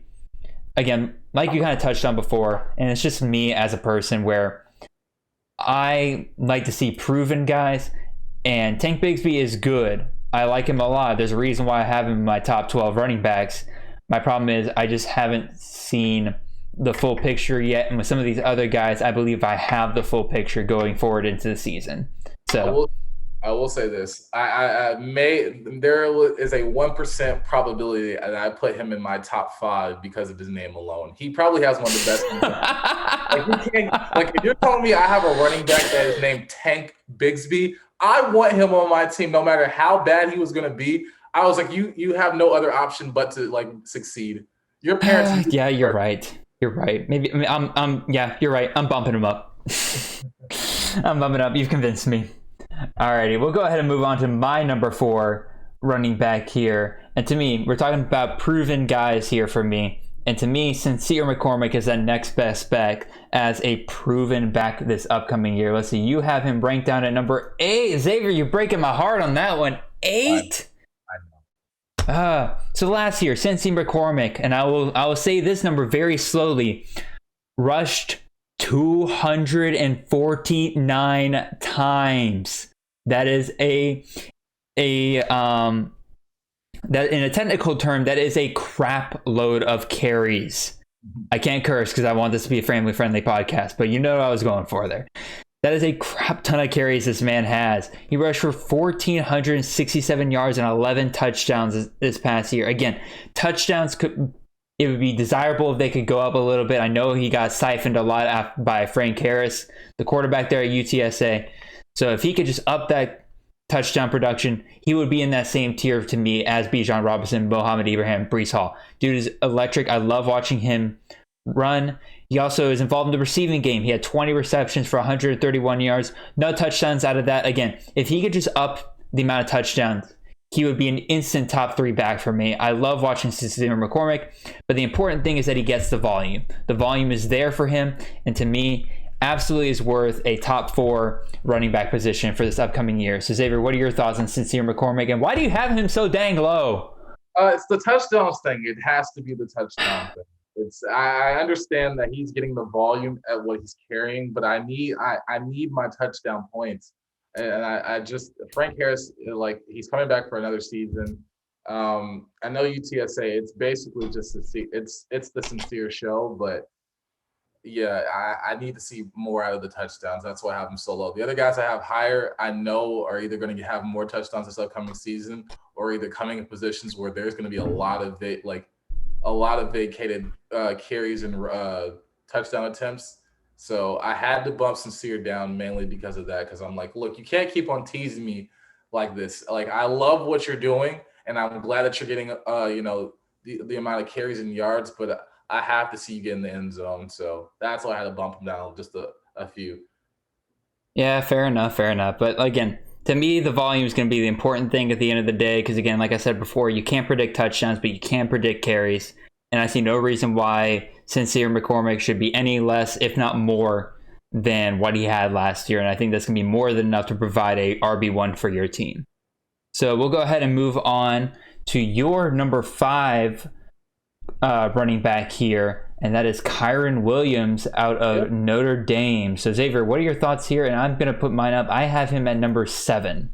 Yeah, at first I did not know who Kyren Williams was at the beginning of the season. I was just expecting Notre Dame to have Ian Book, and honestly, I think it was I'm forgetting his name. The wide receiver that he had that was pretty good. It wasn't It's not Sam Pinckney. That's Georgia State. But he had a receiver that was pretty good for him. And I was like, no, Notre Dame's not going to really do much. I really ever hear notable players out of Notre Dame that are really doing anything spectacular for me. Not even Ian Book was doing enough for me to have that type of value that I would have drafted or picked him up for. But Kyron Williams came onto the scene and as a freshman lit up the college football landscape.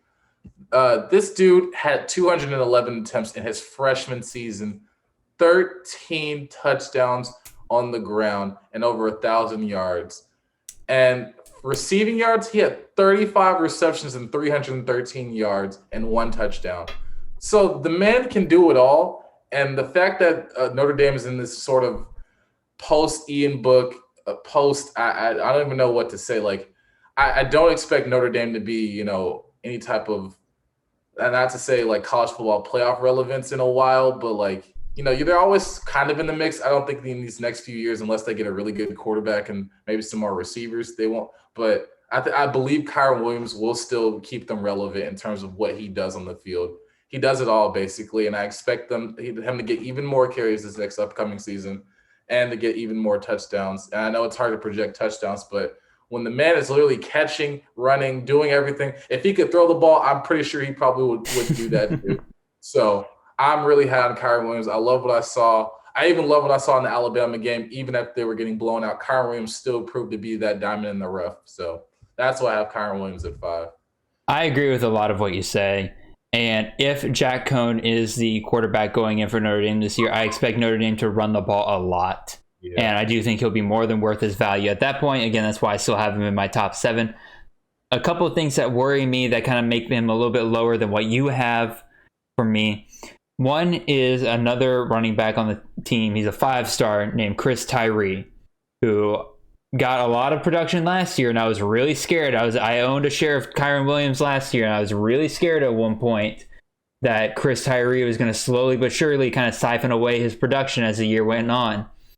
And so I still have that worry just a little bit because, again, Tyree definitely has the pedigree behind him to where he could out-talent Kyron Williams going into the future. And then the other thing is, again, if Jack Cohn is a QB, I'm all in on Kyron Williams. My problem is if Tyler Buckner is the QB, I see some more problems kind of arising because Tyler Buckner is a much more of a dual threat QB for Notre Dame to have, and thus he could be siphoning off those goal line carries rather than handing them off to Kyron Williams. So those are my only kind of worries. Again, a lot of speculation and everything. That's why I only have him knocked 2 spots lower than you. But those are kind of my thoughts. I like Kyron Williams a lot. I think he's going to be fantastic this upcoming year. So we'll go ahead and move on to my number 5 guy. And I made a mistake on here somewhere. Oh, no, I got it now. All right. So my number 5 guy, and Xavier, I thought you were pretty high on this guy. And then I did my rankings. Turns out I'm even higher than you are, turns out. But that's Isaiah Spiller out of Texas A&M. Sorry, man. I know you're very high on him, so I'll go ahead and read off his stats. Oh, please do. Isaiah Spiller had 188 rushing attempts last year for 1,036 yards and 9 touchdowns. He had 20 receptions for 193 yards and 0 touchdowns. I love Isaiah Spiller, dude. It took him a few games to really kind of get going last year, but man, when I think it was the Florida game that he really started to take off, and from there he just didn't look back. A lot of people are kind of concerned about his carries kind of being split with Anais Smith and himself, and now that's going to repeat this year because it's going to be him and Devin Achane. But from everything I've seen, there's no reason why Isaiah Spiller can't be that number 1 back still, and he's getting not first round buzz for the NFL draft, but he's being considered the RB1 possibly for this upcoming year along with Breece Hall. So he clearly has a talent pedigree to do it again this year.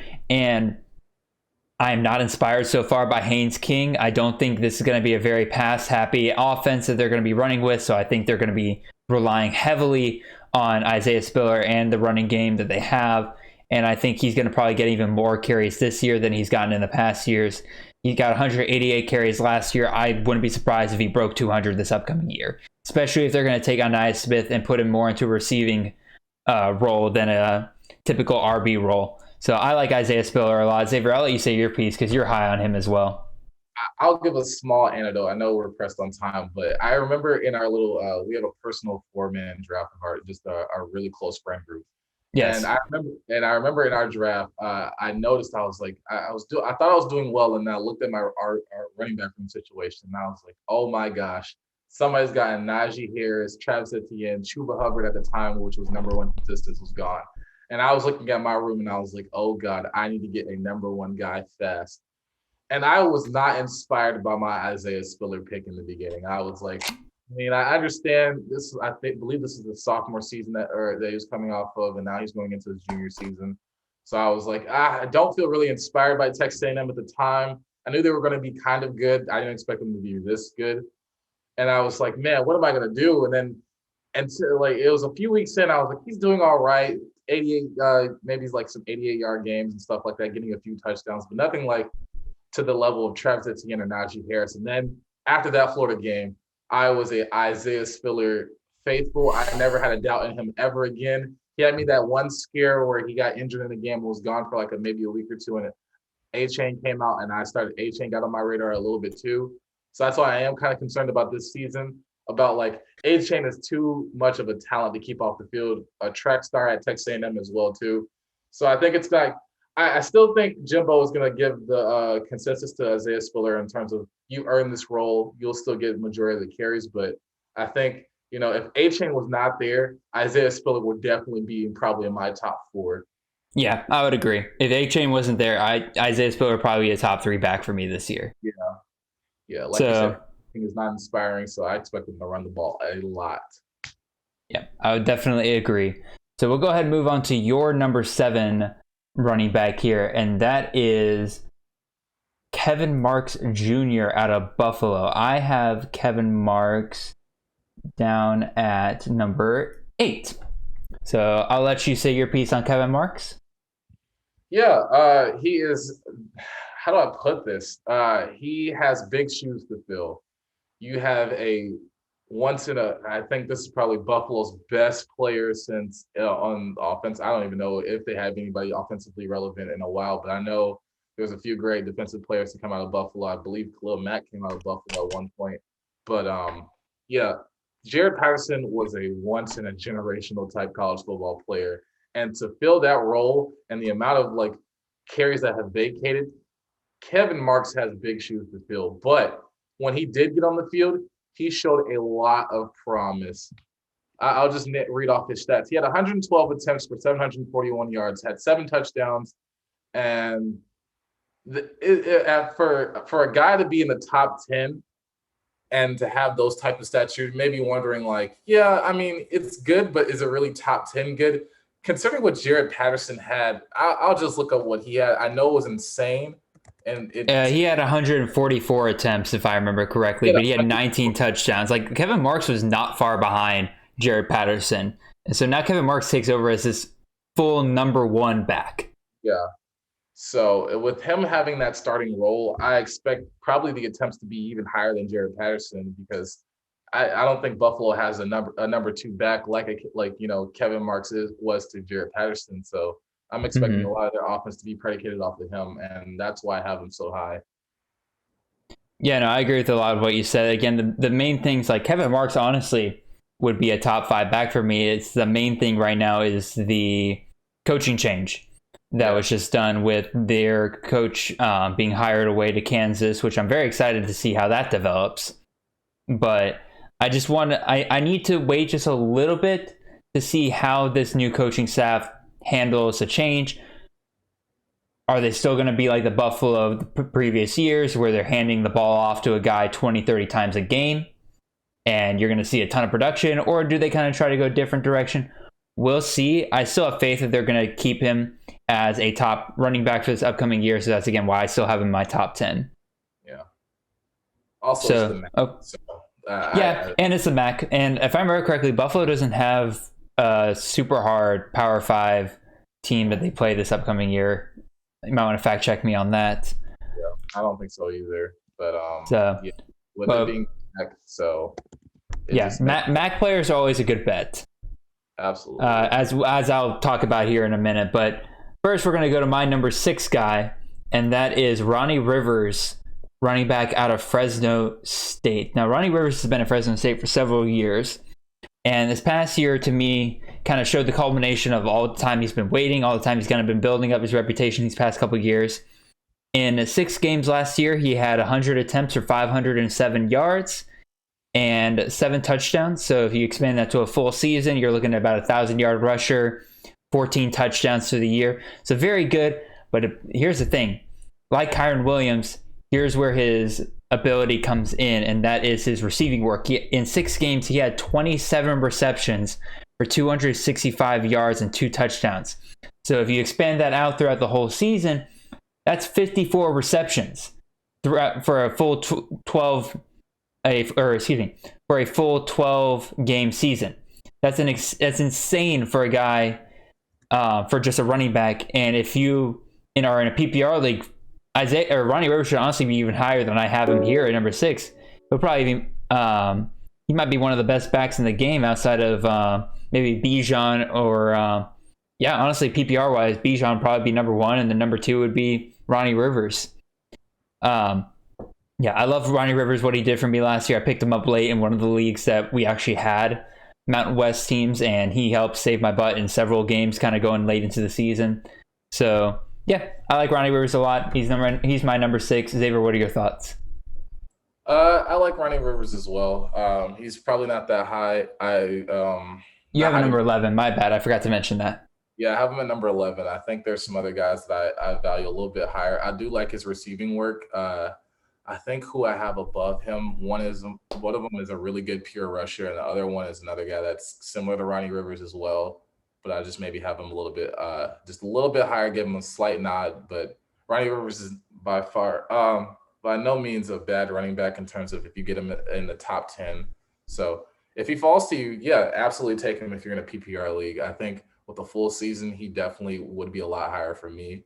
I just have to see some, it's COVID season was a little bit hard and challenging because at this point, you're just extrapolating like, yeah, he could have gotten 54 receptions, but things happen during the season. So you never know. Alrighty, so we'll go ahead and move on from Ronnie Rivers there. We'll go to your number 9 back here, Xavier. And you have somebody here who's outside of my top 12, but I understand why you have him here, and that's Kevin Harris, running back out of South Carolina. So Xavier, say your piece here? Yeah, I will. I'm calling out the fantasy community. I am a little bit disappointed at where Kevin Harris is being rated and the disrespect that's being thrown his way of not being a top back. South Carolina, like there's not really much going on with their quarterback situation, and they just fired their head coach and Will Muschamp, and now I believe is Mike Bobo the head coach now? No, it's Shane Beamer. Shane Beamer. Mike Bobo actually moved on to Auburn. Nice. So, with Kevin Harris, what he did last season, he is that entire offense. It's just like the man was getting like almost 20 attempts a game and was rushing at a really high level. Now, against some stronger competition, it was a little bit challenging for him, but he gets touchdowns, like a lot of touchdowns, especially if you look at the Ole Miss game where he got 5 touchdowns in a game. And his receiving work is not bad either. Like the same time he had about, he had 21 receptions for 159 yards and 1 touchdown. Yeah, so I respect his receiving work. I expect his production to go up, considering that a lot of people are moving on from South Carolina or not being recruited into South Carolina at what they thought at the time because coaching changed. Will Muschamp left, and a lot of the guys that were recruited were because of Will Muschamp, and now you have to get used to the new coaching regime, and maybe they're not recruiting the players that they want, so they have to use what they have. And Kevin Harris is a great thing to have in your room.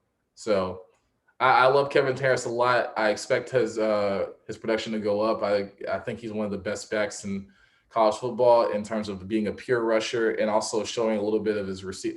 I'm glad that he got to show a little bit of himself as a receiving back his last few games. So I'm really high on Kevin Harris. I like him a lot. He's a touchdown machine. So Xavier, I'm going to play the part of the fantasy community here. I do have him ranked at 13. I do think Kevin Harris is very talented and everything, but I'm going to play the part of the fantasy community here, and I'm going to name you 2 names here. Mm-hmm. And that is Marshawn Lloyd and Zaquavius White. Yeah. You got 2 good running backs coming up this year. One coming off injury, one of them that's probably has more talent pedigree than Kevin Harris, kind of coming in and starting to take some of those carries away from Kevin Harris. Are you worried about that at all, or?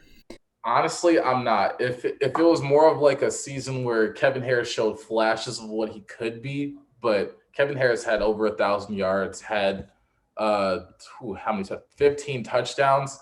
I think it's just the amount. It's just if South Carolina was smart, and I think a lot of coaches do this, to where if a guy has produced at a high level, it's going to take a lot for that next guy up to really take his job or to interfere with what he does. Because I think it's just by that, not even by committee. It's just more of like the respect and what Kevin Harris has earned for South Carolina, to where the fans, the players, the coaches all know that Kevin Harris is the guy on campus, and he deserves the respect of being that guy on campus. And I think he is the guy in that locker room. That Kevin Harris is one of the leaders on that team, probably the best back until proven otherwise. Because at what he's doing, you can't just overlook you had 1,000-yard season and had 15 touchdowns, but hey, this guy maybe had more talent than you coming out of high school. Like, that doesn't matter once you get to college. All that high school stuff goes out of nowhere, because you can be humbled by, especially in SEC, you will be humbled by SEC defensive front. I think that's all entirely fair. I definitely respect where your opinion's at, and I somewhat agree with you. Again, I have him at 13, so clearly I'm very high on Kevin Harris as well, but I also understand people's reservations behind it.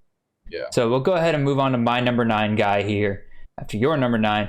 And womp womp. All aboard the tugboat. My guy. This is like the biggest my guy of the season for me. I love Demontre Tuggle. I loved watching his film. I don't think he's going to be like a NFL running back or anything like that, but just the amount of work that he was getting last year in a 3-game, again, it's a 3-game sample size. I know that some people will point that out and be like, oh, you can't trust that on a 3-game sample size. The lowest this man got was 80 yards and 1 touchdown in a game. So clearly he is going to get the amount of carries that you're going to need at least every single week for you to be at least happy with him and be like, okay, you get almost 100 yards and a touchdown. But everything else, he was averaging 3 touchdowns a game. He was averaging 134 yards per game in those 3 games. Like, yeah, he's probably not going to be able to keep that up in a 12-game season. But the thing is, even if that drops just a little bit, dude's still going to be a fantastic running back for you this upcoming year. And his schedule is soft. The only game I'm remotely concerned about is, I think, week 2 at Northwestern. Other than that, he plays mostly Group of 5 and MAC competition. Like, he's going to be able to get a ton of carries every single week. And I think he's going to absolutely be a fantasy running back for this upcoming year. I feel like I've said my piece on Demontre Tuggle before, so I'm just going to go ahead and move on. Xavier, what else you got? Nothing really. I love the tugboat. I want to be a part of the fan base, but yeah, 3-game sample size. It's not enough to sell me to get in the top 12. I like what I see. If this was if he comes back next season and has the production that you're expecting him to have, then definitely he will be in that top 12. For sure. But I have to see it over a course of a full season. If it was maybe like a Muhammad Ibrahim situation where I saw at least like 7 games, then he would have probably crept in that top 12 easily. But 3 games is just not enough. It's just not enough to sell me just yet. Again, that's fair. But to me, he's such a great person for me to grab as an RB2 in leagues. Because I can grab one of these other top 12 guys and then immediately wait 1 or 2 rounds, because nobody else is taking Demontre Tuggle as high as I usually do. Yeah. And so I grab him as my second running back. So even if I'm wrong and I'm just my emotions are clouding everything that I'm trying to do here, I can easily just say oh, well, Tugboat didn't work out, but at least I have this other guy. Yeah. So, but even still, I love Demontre Tuggle. I think he will be a top 12 running back by the end of the year. So we'll go ahead and move on to your number 10 guy. Another guy that I have outside the top 10, and that is Austin Jones out of Stanford. So Xavier, what has you so sold on Austin Jones? Yeah, Austin Jones, another great back. Stanford, I'm just not inspired. I'm never inspired by Stanford's offense, but I like his dual ability to be a great rusher. He gets a lot of attempts at rushing and also be a great receiver as well, too. So, I mean, this past season, he had 126 attempts, 550 yards, and 9 touchdowns. His average per rush was 4.4, which at first wasn't inspiring, but then when I saw what he was receiving at, where he got like this past season, he had 21 receptions for 156 yards, but averaging like 7.4 yards per catch. I was like, okay, now I'm seeing the hype in this guy. So I was like, I like that dual ability, like that versatility. I really like. It's like those. It's just choosing between. All right, do I really want this really good pure rusher, or do I want this guy that can like do a little bit of both? So I think it depends on what kind of league you're in, where you make that decision at. Oh yeah, if you're in a PPR league, then yeah, Austin Jones is really, really. Ronnie Rivers and Austin Jones are probably those high guys that I like. But even then, I think with the Pac-12 not having a full season, for him to have 550 yards, for playing only like what was it, maybe like 6 games? 6 games, yeah. So yeah, I expect him maybe to get close to 1,000, maybe even to break 1,000 next year, and still have a lot of receiving work as well too. So that's why I have him at my 10 position. Yeah, and again, if you stretch that out, he had 9 touchdowns, 6 games. That's 18 touchdowns for a full 12 games. So you're looking at a guy who can easily just provide you fantasy relevance just based on his touchdowns alone. But again, I suggest caution on anybody whose production heavily comes from their touchdown game. So that's why I have Austin Jones outside my top 12. If I remember correctly, I have Austin Jones at 14. So he's outside my top 12, but he's still very high for me. So we'll go ahead and move on to my number 11 guy here. And that's a Letty Brown, running back out of West Virginia. Jared, speak English, please. You're a podcaster. All right. So once again, Letty Brown's just another one of these guys to me that is volume. He had 199 attempts last year, and I believe he's going to see that role increase this year. The passing game for West Virginia leaves much to be desired. He had about 1,000 yards, 9 touchdowns this past year. He also received 31 receptions for 202 yards and 2 touchdowns. So again, mostly with Letty Brown, I don't think he's the most talented back in the world, but again, that volume is just speaking volumes to me. I realized what I was saying halfway through it. The volume is speaking volumes to me. But that's the main thing here. I think Letty Brown, if you want just a safe running back one who is going to get you yards and get you attempts every single game, who gives you a high floor, and then you can use your later 2 running back picks in order to get some higher upside guys, I think Letty Brown's a perfect place to start, and then you can just go from there. So Xavier, any thoughts on Letty Brown?